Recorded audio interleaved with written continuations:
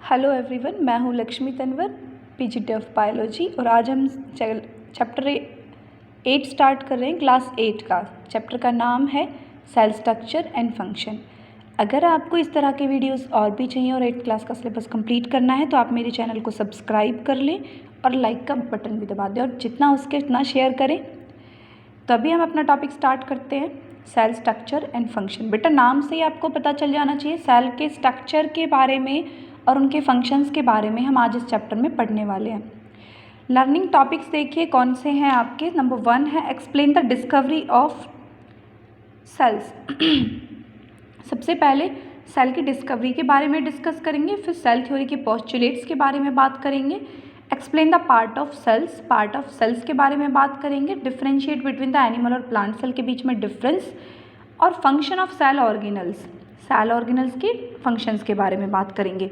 Discuss the importance of the cell division, और उसके बाद सेल डिवीज़न के बारे में बात करेंगे। इम्पॉर्टेंस क्या है, सेल डिवीज़न की क्या इम्पॉर्टेंस है। तो देखिए, स्टेपिंग स्टोन में बताया गया है कि अब तक आपने देखो अगर आपको विजिबल नहीं हो रहा है ना वीडियो में, क्योंकि जब मैं वीडियो क्लीन बनाती हूँ लेकिन यूट्यूब पे डालने पे ये वीडियो थोड़ी ब्लजिंग करने लग जाती है, इसमें मूवमेंट्स होती हैं और पिक्चर भी क्लियर नहीं आती है। तो आप उसकी मदद के लिए अपनी बुक रखिए अपने सामने, बातें मेरी सुनते रहिए और पॉइंट्स आपको बुक से मिलते रहेंगे, ठीक है ना। तो स्टार्ट करते हैं बेटा। आपको स्टेपिंग स्टोन में बता रखा है कि हमारी बॉडी में several different organ systems present होते हैं, जैसे कि nervous system, digestive system, respiratory system. ये सिस्टम्स हैं हमारी बॉडी की। Each organ system is constitute by various organs, और प्रत्येक ऑर्गन सिस्टम मल्टीपल ऑर्गन से मिलकर बना होता है, और ऑर्गन टिश्यूज से मिलकर बने होते हैं, और टिश्यू सेल से मिलकर बने होते हैं, ठीक है। तो यही इसमें आपको बताया गया है कि जब आप लेबोरेटरी, अब आगे बताता है वो कि जब आप सेल्स को कब ऑब्जर्व कर सकते हो, सिंपल माइक्रोस्कोप के अंदर आप सेल्स को ऑब्जर्व कर सकते हो, ठीक है। अब आगे देखिए, सेल्स हैं क्या।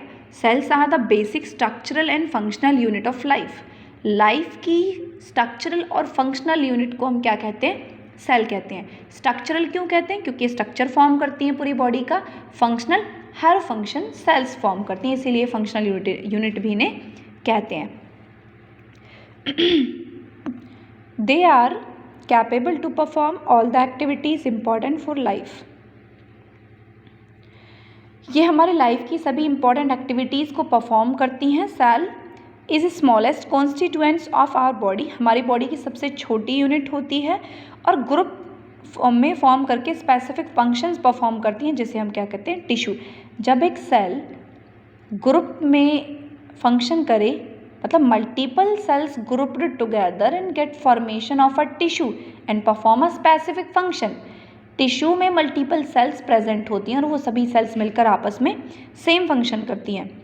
देखो यहाँ पर दे रखा है cells, tissue, organ system, organism. मतलब सेल से मिलकर बनता है टिश्यू, टिश्यू से मिलकर ऑर्गन, और ऑर्गन से मिलकर ऑर्गन सिस्टम बनता है, और फिर ऑर्गेनिज्म की फॉर्मेशन होती है। अब बात करेंगे डिस्कवरी ऑफ द सेल की। सेल की डिस्कवरी बेटा रॉबर्ट हुक नाम के एक साइंटिस्ट ने की थी, और 1665 में की थी। जब रॉबर्ट हुक ने इसकी डिस्कवरी की थी तो ये अकस्मात इससे डिस्कवरी हुई। इन्होंने एक्चुअल में क्या देखा, इनको ऑब्जर्व किया कॉर्क में। कॉर्क जानते हो, बार्क, छाल को कहते हैं कॉर्क, तो जिसमें डेड सेल्स होती हैं प्लांट की। तो उन्होंने कॉर्क को बिल्कुल स्लाइसेस बनाए, पतले पतले स्लाइसेस, मतलब पीसेस उसके निकाले, और उसे माइक्रोस्कोप में देखा। और माइक्रोस्कोप में देखने पर उसे क्या नज़र आया, माइक्रोस्कोप में उसने देखा कि बहुत ही छोटे छोटे कंपार्टमेंट्स, जैसे कि हनी बी का हाउस होता है ना, बी हाइव जिसे कहते हैं, बी हाइव कि जैसा उसे नज़र आया कि छोटे छोटे कंपार्टमेंट, इसमें खाली स्पेस नज़र आ रहे हैं। इसका मतलब यहाँ पर कुछ प्रेजेंट था, और क्या प्रेजेंट था, सेल प्रेजेंट थे वहाँ पर। तो इस स्पेस को उसने क्या बोल दिया, सेल्यूला बोल दिया, और सेल्यूला वर्ड से ही सेल का जनरेशन हुआ। उसके बाद उसे हम क्या बोलने लगे, सेल। तो बहुत सारे बॉक्सेस लाइक स्ट्रक्चर्स में नज़र आए उसने। फिर उन्होंने 150 years later after the invention, further detailed study on the cells of were conducted only about 150 years later after the invention of the powerful microscope। उसके 150 साल बाद फिर पावरफुल माइक्रोस्कोप, जिन्हें हम इलेक्ट्रॉन माइक्रोस्कोप और कंपाउंड माइक्रोस्कोप कहते हैं, इनकी इनका इन्वेंशन हुआ और इस इन्वेंशन के बाद लिविंग सेल्स को देखना बहुत ही आसान हो गया और अब हम सेल्स को देख सकते हैं। तो living cells were observe by the Anton van Leeuwenhoek. Living cells को किसने ऑब्जर्व किया था? एंटन वान लीeuwenhoek ने। ठीक है, first time using improved microscope, और एंटन वान लीeuwenhoek ने सबसे पहले इम्प्रूव्ड माइक्रोस्कोप का यूज़ किया। उसके बाद बेटा सेल थ्योरी आती है। जब सेल की डिस्कवरी हो ही गई थी तो अब सेल कैसे काम करती है, कहाँ से आई है, क्या फंक्शन है, क्या इसके अंदर पाया जाता है, तो उसके बारे में जानना और उसके बारे में नॉलेज देना उसकी, तो उसको क्या कहेंगे हम? सेल थ्योरी कहेंगे। तो सेल थ्योरी आई, सेल आने के बाद फिर सेल थ्योरी आई। सेल थ्योरी को किसने दिया था? सेल थ्योरी के 3 साइंटिस्ट थे, थियोडोर सेकवान, मैथियास क्लेडन और रुडोल्फ विरकॉफ। इन तीनों साइंटिस्टों ने सेल थ्योरी को प्रपोज किया 1838 में। Conceptualise the theory, the key postulates of the theory state that. अब इस थ्योरी के अकॉर्डिंग बताया गया all living organisms are made up of cells, कि सभी सेल ऑर्गेनिजम्स सेल से बने होते हैं। The cell is basic unit of life. Cell हमारी लाइफ की बेसिक यूनिट है। सबसे पहले एक सेल बनता है, फिर उसके बाद मल्टीपल सेल्स बनते हैं। New cells arises from old cells. New cells हमेशा ओल्ड सेल्स से फॉर्म हुई हैं। तो postulates of the cell theory form the basic principle of the biology. तो ये पोस्टुलेट्स थे बेटा, ये प्रिंसिपल के बायोलॉजी के बेसिक प्रिंसिपल्स बने। उसके बाद cell are complex in nature and are present in various number, shape and sizes on body. हमारी बॉडी में cells are complex in nature. Cells का जो सेल जो होता है वो बहुत ही कॉम्प्लेक्स होती है स्ट्रक्चर अपने आप में एक, और इसमें ये हर ऑर्गेनिज्म में वरी करती है। ऐसा नहीं है कि चूहे में और जिराफ में सेम नंबर ऑफ सेल्स होंगे। चूहे में कम सेल्स होंगे, जिराफ में ज़्यादा सेल्स प्रेजेंट होंगे। अब वो कहता है कि इनका साइज़ भी वरी करता है। हर एक सेल सेम साइज़ की नहीं होती, सबका साइज़ अलग अलग होता है। ऐसा भी नहीं है कि चूहा छोटा है तो उसमें छोटी छोटी सेल प्रेजेंट होंगी और जिराफ बड़ा है तो उसमें बड़ी बड़ी सेल्स प्रेजेंट होंगी, ऐसा भी नहीं है। किसी भी सेल का शेप उसके अकॉर्डिंग टू फंक्शन होता है। जैसा वो फंक्शन परफॉर्म करती है वैसा ही वो उसका शेप होता है। जैसे कि नर्व सेल होती है, उसका काम होता है सिग्नल्स को कंडक्शन कराना, तो सिग्नल कंडक्ट करने के लिए उसे थ्रेड लाइक स्ट्रक्चर चाहिए जो उसका होता है। ठीक है, तो इसीलिए जैसे कि WBCs होती है हमारी बॉडी में, उनका काम होता है माइक्रो ऑर्गेनिजम्स को इंगल्फ करना, तो उन्हें अपनी शेप चेंज करनी पड़ती है। तो इसीलिए उनकी शेप कैसी होती है? इरेगुलर होती है या फिर अमीबॉइड होती है। ठीक है, तो साइंटिस्ट यूज स्पेशल डाइज और स्टेन्स, मिथाइलिन, ब्लू और safranin to colour the cells and then observe them using a microscope. तो सेल को देखने के लिए साइंटिस्टों ने पहले उसे कलर किया, मतलब स्टेन किया मिथाइलिन ब्लू से और सैफरिन डाई लगाकर, जिससे कि उनके जो हाईलाइटेड पार्ट थे, जो अलग अलग पार्ट थे जैसे न्यूक्लियस, माइटोकॉन्ड्रिया, ऐसे पार्ट हाईलाइटेड फॉर्म में अलग से अच्छे से नज़र आने लगे। According to the number of cells organism are broadly classified into 2 groups. अगर नंबर ऑफ सेल्स के बेस पर ऑर्गेनिज्म को क्लासीफाई किया जाए तो ऑर्गेनिज्म 2 तरह के होते हैं, यूनिसेल्यूलर और मल्टी सेल्यूलर। यूनिसेल्यूलर ऑर्गेनिजम्स वो होते हैं जिनमें 1 सेल्स पाए जाते हैं, और मल्टी सेल्यूलर वो होते हैं जिनमें मल्टीपल सेल्स पाए जाते हैं। यूनिसेल्यूलर ऑर्गेनिजम्स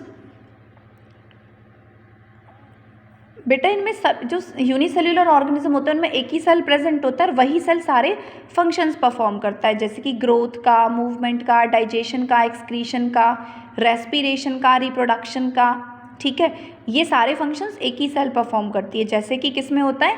अमीबा में, पैरामीशियम में, बैक्टीरिया में are some examples of unicellular organisms. अब मल्टी सेल्यूलर की बात करें तो इसमें मल्टीपल सेल्स प्रेजेंट होते हैं। तो मल्टीपल सेल्स प्रेजेंट होने का मतलब वो कह रहा है यहाँ पर कि इसमें बहुत सारे सेल्स प्रेजेंट होते हैं। Such organisms are usually macroscopic in size, मतलब ये ऑर्गेनिजम्स बड़े होते हैं साइज में और इनमें नंबर ऑफ सेल्स ज़्यादा प्रेजेंट होती हैं, तो हम इन्हें अनएडेड आँखों से भी देख सकते हैं। अब बेटा इनमें बहुत सारी सेल्स होती है तो इनमें लेबर ऑफ डिवीज़न पाया जाता है, मतलब हर एक सेल अलग फंक्शन परफॉर्म करती है। जैसे स्किन सेल्स प्रोटेक्शन का काम करती हैं, आँखों की जो सेल्स होती हैं वो देखने का काम करती हैं, नाक की सेल्स जो होती हैं वो स्मेल करने का काम करती हैं। तो ये किस में होता है? मल्टी सेल्यूलर ऑर्गेनिजम्स में। ठीक है, जैसे कि इसमें एग्जांपल दिया हुआ है, cell present in the stomach specialised to carry out digestion process. जैसे कि जो स्टमक में जो सेल्स प्रेजेंट होती हैं वो किसका काम करती हैं, डाइजेशन प्रोसेस का काम करती हैं। तो इसीलिए मल्टी सेलुलर ऑर्गेनिजम्स में मल्टीपल सेल्स तो प्रेजेंट होते हैं, लेकिन उनका फंक्शन, मल्टीपल सेल्स होते हैं लेकिन फंक्शन डिफरेंट डिफरेंट होता है। ठीक है, तो लेबर ऑफ डिवीजन किन में होता है, मल्टी सेलुलर ऑर्गेनिजम्स में, सेल टू सेल। और अगर यूनिसेल्युलर की बात करें तो उनमें लेबर ऑफ डिवीजन होता है लेकिन सेल ऑर्गेनल्स में होता है। ठीक है, अब आते हैं variations in cell shape. Cells की जो शेप है वो वरी करती है। मैंने आपको पहले भी बताया है कि किसी भी सेल की शेप वरी करती है अकॉर्डिंग टू इट्स फंक्शन। वो जैसा फंक्शन परफॉर्म करेगी वैसा ही उसका शेप होगा। जैसे कि नर्व सेल सिग्नल्स कैरी करती है, मैसेज कैरी करती है, तो उसका कैसा होता है, ब्रांच्ड हेडेड होती है और लॉन्ग शेप होती है। ठीक है, और लॉन्गेस्ट सेल होती है हमारी बॉडी की ये। तो इसी तरह से मसल सेल्स सिलिंड्रिकल होती हैं, स्पिंडल शेप होती हैं। White blood cells irregular in shape होती हैं, चेंज कर सकती है अपनी शेप्स को जर्म्स को किल करने के लिए और इंगल्फ करने के लिए। और जो अमीबा होता है वो अपनी शेप को चेंज कर सकता है क्योंकि प्रोजेक्शंस अराइज करता है जिससे कि अपने फूड को कैप्चर कर सके। उन प्रोजेक्शंस को क्या कहते हैं, हम सूडोपोडिया कहते हैं। Pseudopodia help the amoeba to capture food move from one place to another place. Pseudopodia की मदद से अमीबा मूव कर सकता है और फूड को कैप्चर करने में भी उसे मदद मिलती है। साइज़ का भी हम डिस्कस कर चुके कि साइज़ अलग अलग होता है ऑर्गेनिजम्स के सेल्स का। ऐसा नहीं है कि जिराफ की सेल बड़ी बड़ी होंगी और चूहे की छोटी छोटी होंगी, ऐसा है। ग्रेटली साइज वरी करती हैं, जैसे कि typical cell diameter approximately 0.1 mm. The bacteria are much smaller than that. Presently they are smallest known unicellular organism. Red blood cells RBCs are the smallest cell present in the human body. आप देख रहे हो कि हमारी body में different kind की sales पाई जाती है और सबका अलग अलग साइज़ होता है। तो अगर एक टिपिकल सेल, सबसे छोटी सेल की बात करें तो 0.01 mm मिलीमीटर्स का साइज़ होगा। ठीक है, अब ऐसे ही हमारी ह्यूमन बॉडी की अगर स्मॉलेस्ट सेल की बात करें तो ह्यूमन बॉडी में सबसे ज़्यादा स्मॉलेस्ट सेल होती है आरबीसी। ठीक, अच्छा, उसके बाद देखेंगे अब यहाँ देखिए, यूजुअली माइन्यूट और some microscopic cells also exist in nature. आपको पता है कि नेचर में बहुत छोटे छोटे मैक्रोस्कोपिक सेल्स एग्जिस्ट करते हैं। These cells are much larger than the average cells and can be easily seen through unaided eyes. कुछ सेल्स ऐसी भी होती हैं जिनको हम बिना अनएडेड आई मतलब नेक्ड आइज से देख सकते हैं। कहने का मतलब है बिना किसी माइक्रोस्कोप के यूज़ करें हम उनको इजीली देख सकते हैं। तो ऐसी सेल जैसे कि एग्स होते हैं, जितने भी एग्स हैं ना उन सबको आप देख सकते हो। जैसे कि largest single cell in the world is the unfertilised egg of the ostrich. Ostrich का अनफर्टिलाइज्ड एग कैसा होता है, लार्जेस्ट सिंगल सेल है वर्ल्ड का। It can weigh up to 2.25 kg, ये कम से कम 2 किलो 250 ग्राम का होता है। 25 ग्राम लगा लो, 25 ग्राम का होता है। तो एटलीस्ट इतना वजन इसका होता है। जो जितने भी एग्स हैं बेटा आप सबको देख सकते हो, तो इसीलिए वो सारे क्या होते हैं, सेल्स होते हैं। तो कुछ सेल्स ऐसी होती हैं जिनको हम देख सकते हैं, कुछ को नहीं देख सकते। जैसे कि माइक्रो ऑर्गेनिजम्स होते हैं, उनको आप नहीं देख सकते हो। अब बात करते हैं egg laid the organism such as hen ostrich egg are not single cell entities. जो एग होती है ऑर्गेनिजम्स जो ले करते हैं सच एज जैसे कि hen ostrich are not single cell entities. However, unfertilized eggs that are present inside their bodies are single cell entities because entire interior of the unfertilized cell consists of a single cell. कह रहा है कि जो egg ले ostrich और hence देती हैं ना, एक्चुअली में देती हैं, वो हमारी सेल्स नहीं होती हैं। अनफर्टिलाइज्ड एग को हम क्या कहते हैं, को हम सिंगल सेल कह सकते हैं।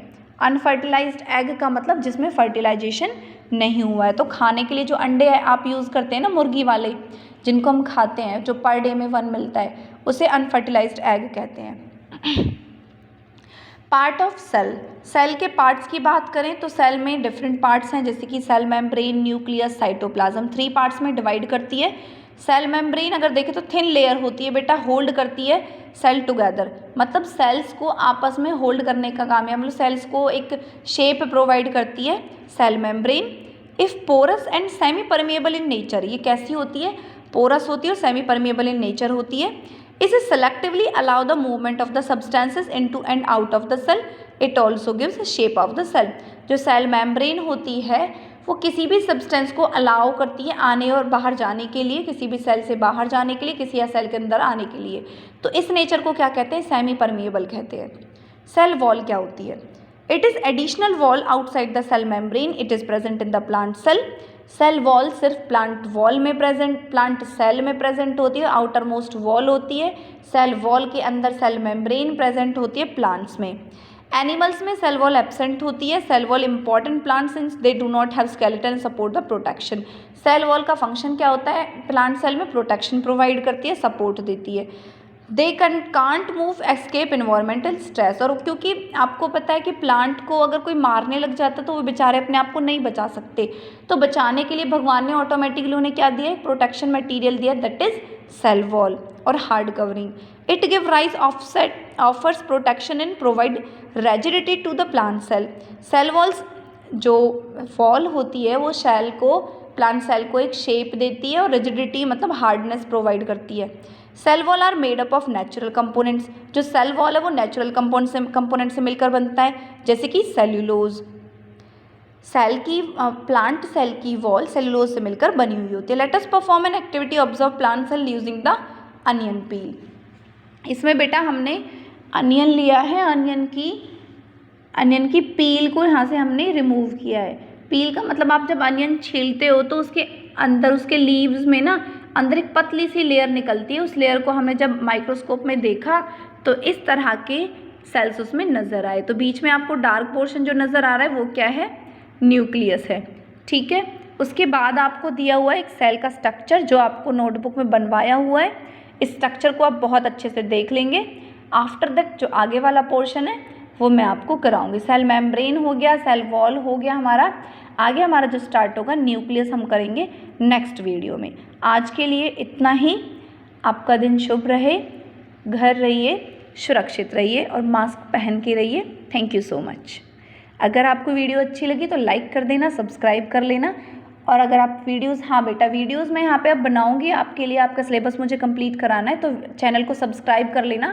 कई बार ऐसा होता है कि वीडियो में बना देती तो अपलोड होने में टाइम लगता है, तो आप अगर सब्सक्राइब कर लोगे ना तो तुरंत नोटिफिकेशन आपके पास पहुँच जाएगा और नोटिफिकेशन से आपको पता चल जाएगा कि मैम ने वीडियो बनाया है, तो आप उसे आगे देख सकते हो। ठीक है, सारे वीडियोज़ सीन करेंगे, कंप्लीट सीन करेंगे हर बच्चा। ठीक है, और जिन बच्चों ने टेस्ट नहीं दिया है ना उसको स्पेशली पनिश भी किया जाएगा। आगे से ध्यान रखना, हर बच्चे को टेस्ट देना है। Thank you.